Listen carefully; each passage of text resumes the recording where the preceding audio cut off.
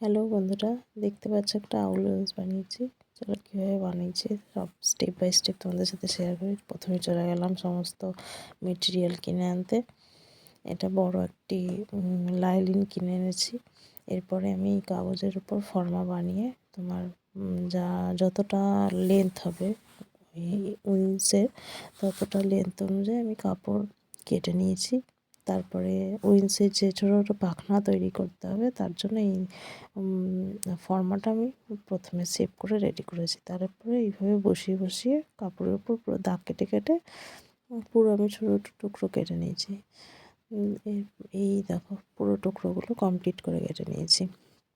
এরপরে এই টুকরোগুলোকে আমি তোমার সেলাই করতে হবে। দেখো পুরো সেলাই করে নিচ্ছি গোল করে রাউন্ড করে সেলাই করার পরে এগুলোকে এবার আমাকে উল্টাতে হবে। তার আগে আমি সব মালার মতো কমপ্লিট হয়েছিল।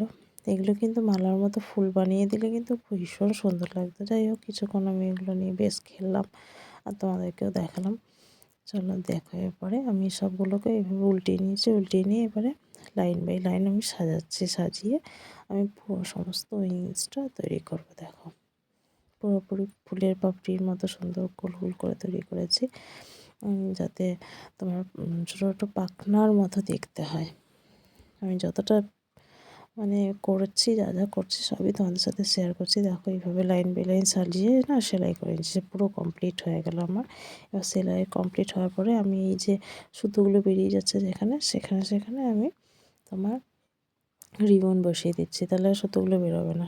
এরপর রিবন তোমার এই সাইডটাতেও পুরো বসিয়ে দিচ্ছি, কারণ এই সাইডটা বসিয়ে দিলে সুতোগুলো বেরোবে না। প্লাস তোমার দুটো উইন্স তো জোড়া লাগাতে হবে না, দেখছো মিডিলটা দেখে জোড়া কেমন, সেরকম জোড়া লাগাতে হবে।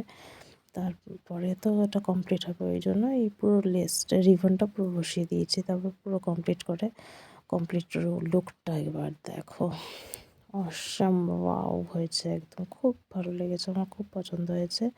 তোমাদের কেমন পছন্দ হয়েছে জানিও। ওকে, টাটা বাই।